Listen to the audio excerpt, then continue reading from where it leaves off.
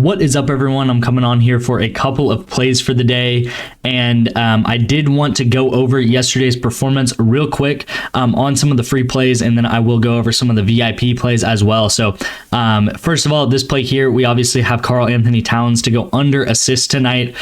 This I sent out on the free winnable, so hopefully you guys tailed this. This was kind of like a discount that was given, I think, for Cinco de Mayo or something like this, but it was the pitcher for the Reds, and I think his line was 7, and it got reduced down to 5.5. So this did hit for us, and then we just need Karl Anthony Towns to go under steals. So if this is still on the board, this is a good play here. Karl Anthony Towns under steals.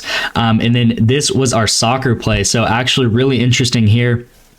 If you listen to yesterday's video, if you watch yesterday's video, I talked about soccer correlation and how this is kind of a new strategy that I've been hearing about, and I wanted to try it out, and it really worked for us. You can see that we did get refunded, but it's because one of the goalkeepers, I think it was John McCarthy, he ended up not playing, so they actually subbed the second goalkeeper in. Not sure what happened, but I think the second goalkeeper was the one who ended up playing this game. But actually, if you looked at it and you look at Andrew Thomas and you looked at the second goalkeeper, one of them got 4 saves and one of them got 3 saves. So that is 7 saves that the two goalkeepers would have got, and the line was 5.5. So they would have went over, right? We took them more. This was 5.5, so they actually got 7. So that would have hit for us, and we would have 5x'd our money if just John McCarthy would have ended up playing. Like I said, the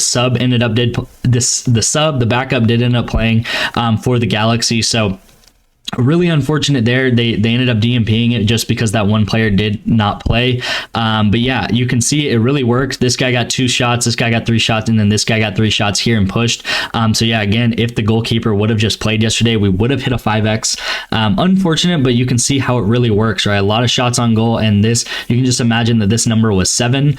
And you can see even here, I'm not lying, it says 5.5, really small here. 5.5 was the line here, and the two keepers did end up getting 7. So yeah, really cool there. We did have a League of Legends play. That one is not happening till Wednesday morning, so we'll look out for that. And then here are some plays on VIP doing really well on Counter-Strike recently. I've been seeing a ton of Counter-Strike slips out. It just seems like there's a lot of games going on, and I really like the Counter-Strike and Valorant. So we do have a Counter-Strike play for today's video as well, but you can see I always talk about it. Probably the plays I give out the most on VIP and on this channel is Counter-Strike and Valorant. I always talk about either you're going to take more and more or you're going to take less and less. So you can see here we took more and more. And like a lot of times these plays go well over their lines, right? They go well over or well under their lines because of game length. So you can see how correlated these are. Right here, this guy got 29 kills. This guy got 36 kills. So beating their lines by like 6-7 kills, right? This one we went less and less. This guy pushed, and then this guy went less. And then this one right here was a Valorant play. This guy beat his line by 9 kills, and this guy beat his line by, I don't know, like 15 kills or something like that. So really crazy. Obviously, this game went really long. Maybe it even went into overtime. I don't know. I didn't watch it, but yeah. Anyway, like I don't watch a lot of these games just because they happen at all times in the day, and I trust the correlation, right? I trust that these two teams, they were evenly matched. Took them more and more. These two players are really good players, and yeah, they got over their projected lines because the correlation is there, like I always say. So yeah, if you want access to my VIP, get more plays like this all the time. I send out these type of plays. I'm going to send out more soccer plays. In NHL, MLB, NBA, all the traditional sports, but also a lot of esports to use correlation on, such as League of Legends, Counter-Strike, Valorant. They're all sports that you can correlate on.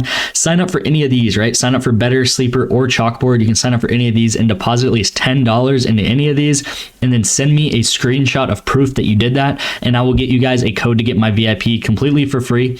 So this is the best way to get my VIP for free. Sign up for any of these, and they will actually match your deposit up to $250. So really easy. You can get a $250 deposit match. If you don't want to deposit $250, just deposit $10. You'll still get a deposit match of that $10. And yeah, these apps are also really good to use because they constantly are giving out discounts and different promos.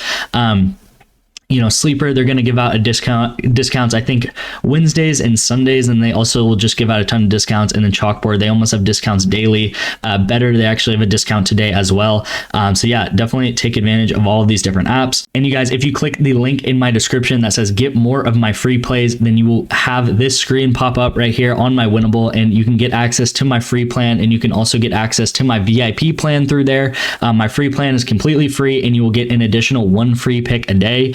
Like I said, this play right here with Karl Anthony Towns was my free pick of yesterday. So I will send out a free pick today. Sign up for that on the free Winnable. And then also my paid VIP membership is right here.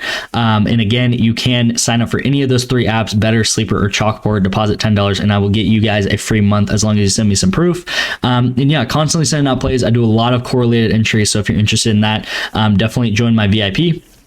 Here is the code for the day. It is play147, and this code can only be used one time. So if you're new here, I do have a code that can be, I do send out a code every single day in every single video, and it can only be used one time by one person. So it's a great way for one person every single video to get access to my VIP. And if you're early, this is a little bit of a gift to you for being early and being able to support this channel. If you weren't early enough or weren't lucky enough today, make sure to turn on post notifications. That's going to be the best way to get to my videos as soon as possible before anyone else. Look for the code and then type it in to get my free VIP for a month. So congrats to the one person who was able to do this today. Yeah, again, if you want to get lucky tomorrow or be early tomorrow, turn on post notifications and subscribe. So yeah, let's hop into the plays for the day. As I said, we have a lot of success with Counter-Strike. We got Counter-Strike correlation right here at 6 p.m. And I'll just explain Counter-Strike correlation if you don't know what it is.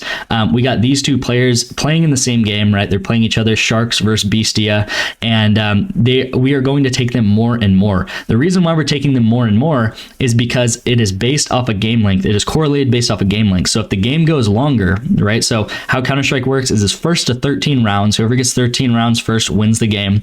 And it is based off a game length. So if it takes a while for one team to get 13 rounds, it's very back and forth, then the more rounds that happen, the more kills are likely to happen, right? Maybe it goes into overtime. Maybe it takes,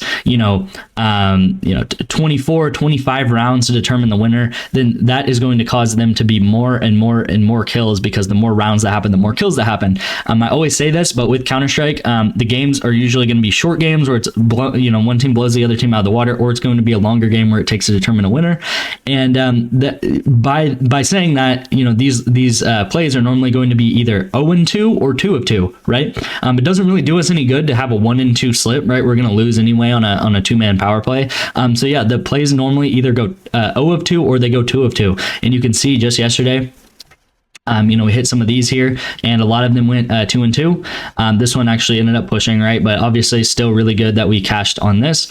And yeah, 2 of 2, they definitely can go 0 of 2 as well if we ended up, guessing that's going to be a longer game and they become a shorter game. But that's pretty much the different sides of the coin that can happen there. So yeah, tail this, lock this one in. Really, really good play. And then I do have an NBA play for you guys. A lot of this is going to be based off of the minutes and how many minutes that these 2 players are playing in the playoffs versus they've played in the regular season. So these lines are very much off just about the different minutes that these guys have played. So we got Christian Braun to go less than 2.5 rebounds.